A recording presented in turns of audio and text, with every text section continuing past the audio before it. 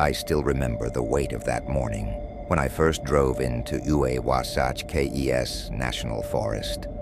My 31-year-old heart was raw and aching, thanks to the betrayal by my ex-fiancée and the close friend I once trusted more than family. Their deception had left me confused and restless, so I set off on this solo hike to clear my head. It felt like an impulsive move, but something inside me insisted that no place could heal me better than an isolated wilderness. I wanted quiet and distance from everything familiar. The route into the forest was a long, winding ribbon of dirt and gravel, bordered by thick stands of pines and aspens. Each turn of the wheel sent dust spinning through the air, reminding me how truly hidden this place was. I had not seen another car for hours, which was the point of this journey. Still, unease fluttered in my gut. It was not just the old heartbreak. There was an ominous twinge in the air, as if the forest itself was holding its breath. When I finally parked, a light drizzle began tapping at the roof of my car. I reached for my phone, hoping to check in somewhere, but the screen showed no signal. I had anticipated poor reception out here, though actually seeing the dead bar made it real. I had heard that there were steep trails and high ridges where a sliver of service might flicker in, but for the moment, I could only stare at the blank screen and shrug. Determined to start my adventure anyway, I set off with my hiking boots crunching wet gravel. There was something reassuring about the forest's hush, even with the occasional patter of rain. The dark shapes of ancient pines seemed to close in around me, and every now and then the wind jostled the leaves above. In those moments, I felt both welcome and wary, as if the trees approved of my solitude, but warned me not to underestimate their depths. I tried to push my heartbreak aside and absorb the sights. My hope was that wandering these woods might help me leave the bitterness behind. But when the drizzle turned into a steady rain, I quickly realized the trail was growing muddy and slick, my boots sliding on patches of soaked ground. I had planned a longer route, but my legs were shaking from the effort of staying upright, and my jacket was clinging cold against my skin. Disappointed, I turned back toward my car, figuring I could try again later. A strange hush enveloped the forest as I retraced my steps. My mind drifted to the betrayal that had chased me all the way to Utah, replaying old conversations and regrets. For a moment I could not decide which was heavier, the sky, pregnant with rain, or the weight of my own memories. Yet somehow, the quiet felt important, a sign that I was finally facing my pain, unaware of how much darker this solitude would soon become. I trudged on, searching for my car and a moment's reprieve from the downpour. I reached the little clearing where I had left my car, expecting a brief moment of relief from the unrelenting rain. Instead, my heart lurched. All four tires sagged against the wet ground, air hissing from deep gashes in the rubber. There was no doubt someone had sliced them deliberately. My initial reaction was disbelief. I had assumed this remote corner of Wasatch National Forest would be free of prying eyes, let alone vicious intentions. But the evidence stared back at me, forcing me to accept that I was not as alone as I had hoped. A wave of alarm washed over me. This was no accident, and I could practically feel my pulse pounding in my ears. It dawned on me that someone out here was trying to rattle me, or worse. While my heartbreak had led me to this isolated refuge, suddenly my emotional pain was overshadowed by a more immediate concern. Whoever did this wanted to keep me stranded.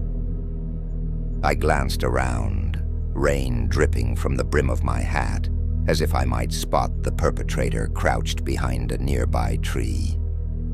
The quiet of the woods had turned unsettling, every rustle of leaves prompting me to spin around.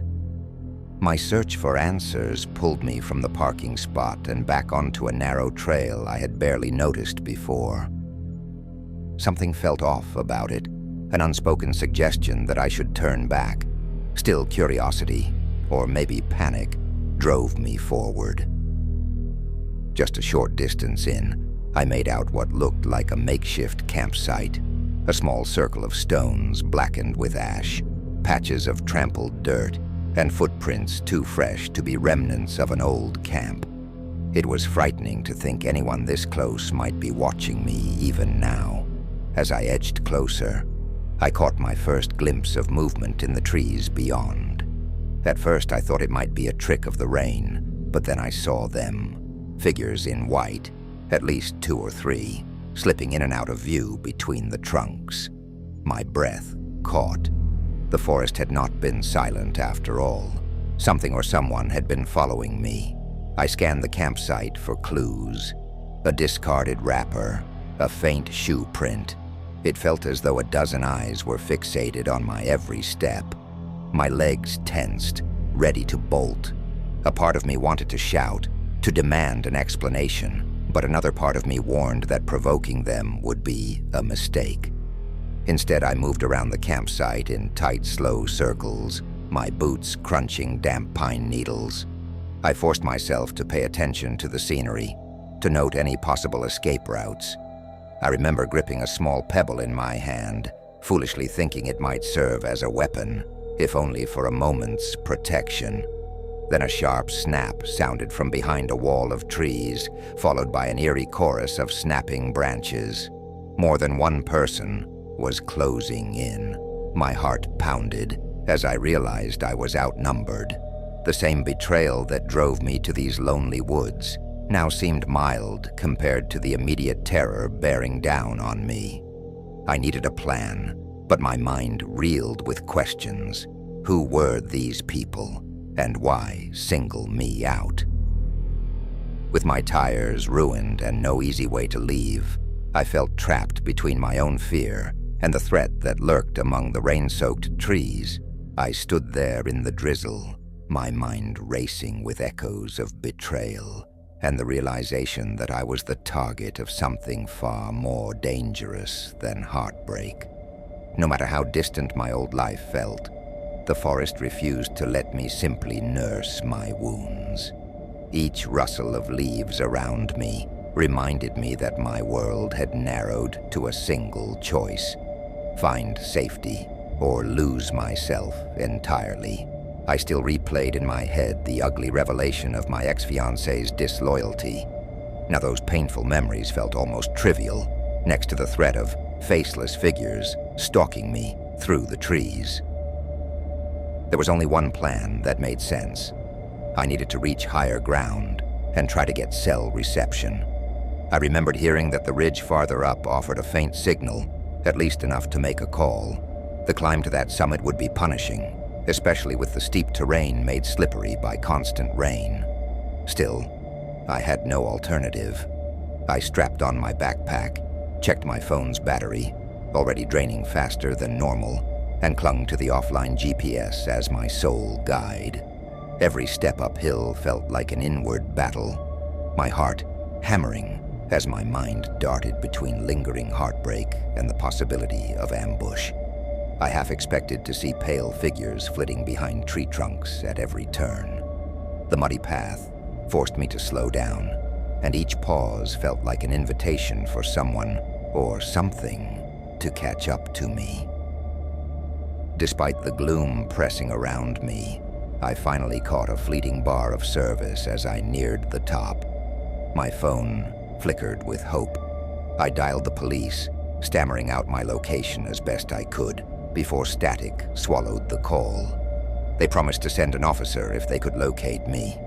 With the call made, I had to choose my next steps carefully. Descending in broad daylight was already risky, but dusk was closing in, and the forest only grew more treacherous. My phone blinked red at me, battery dropping minute by minute. I turned off everything but the essential navigation app, praying I would not be left entirely in the dark. The heartbreak I carried simmered in the back of my mind, a reminder that sometimes the worst harm can come from those once trusted. Now I feared an even greater betrayal by strangers who lurked in these woods. Shadows stretched across the slopes as I picked my way back down. It was then I heard distinct footsteps circling around me, echoed by an occasional flash of white clothing in my peripheral vision. I could not tell if there were 4, 5, or 6 of them, perhaps more. My chest tightened as I sped up, the slope slick beneath my boots. Branches caught at my sleeves, the undergrowth seeming to conspire with these silent figures. With every stumble, fear threatened to overwhelm me. Suddenly, all sense of caution cracked under panic.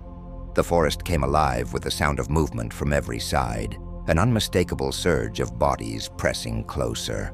I sprinted, stumbling over roots and rocks, desperate to keep moving. My lungs felt ready to burst, but adrenaline forced my legs onward.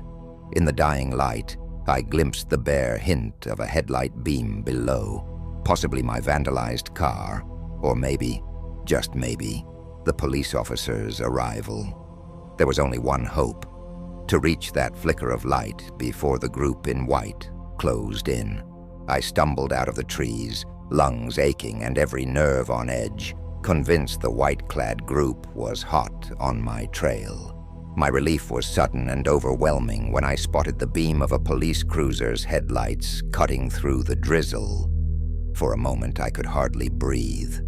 The mud caked on my boots and the steady rain soaking my jacket felt like minor inconveniences compared to the terror that had been chasing me. The stormy sky seemed a softer gray near the light of that car, and I found myself skidding to a halt, unsure if I was truly safe. My voice caught in my throat as I approached the officer, a tall figure standing by my vandalized car.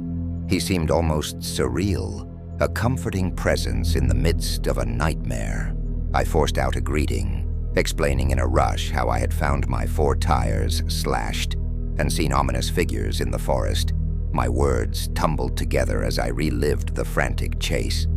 The officer, calm and steady, took notes on a small pad, occasionally glancing over my shoulder as though he half expected the group to appear behind me at any moment.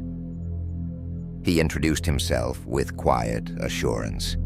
As soon as he learned about my ruined tires, he called AAA on my behalf, explaining that it might be a while before a tow truck could navigate this remote access road. I stood there, shivering slightly, trying to collect myself.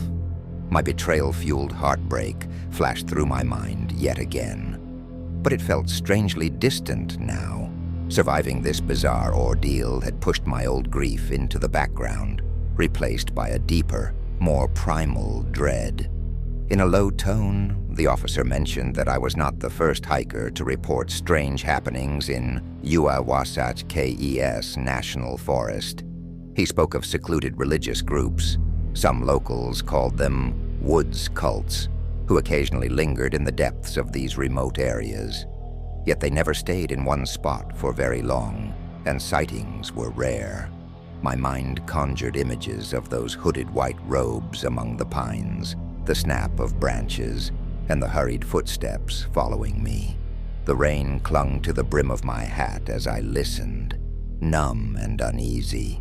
We walked around my car, while he took photographs of the slashed tires. All the while, I could not shake the feeling that we were being observed. But no matter how hard I stared at the glistening dark tree line, I saw no sign of the people who had chased me. It was as if they had dissolved into the storm. The officer assured me we would file an official report, and that I was lucky to have escaped without physical harm. Somehow, those words stung as much as they soothed. I felt both relieved and strangely hollow. Soon the distant rumble of an engine told us that the tow truck was slowly making its way in. My immediate fear was fading, replaced by a haunting awareness that the rain and nightfall would swallow any trace of the mysterious group. The officer handed me a thin blanket, and reminded me that once my car was patched up, I would do well to leave the area. I promised I would. Still, a certain chill lingered in my thoughts. I realized I might never uncover the full truth of who they were, or why they targeted me. My solo trip, meant to heal the wounds of a broken engagement, had instead delivered a new source of dread I would carry for a long time to come.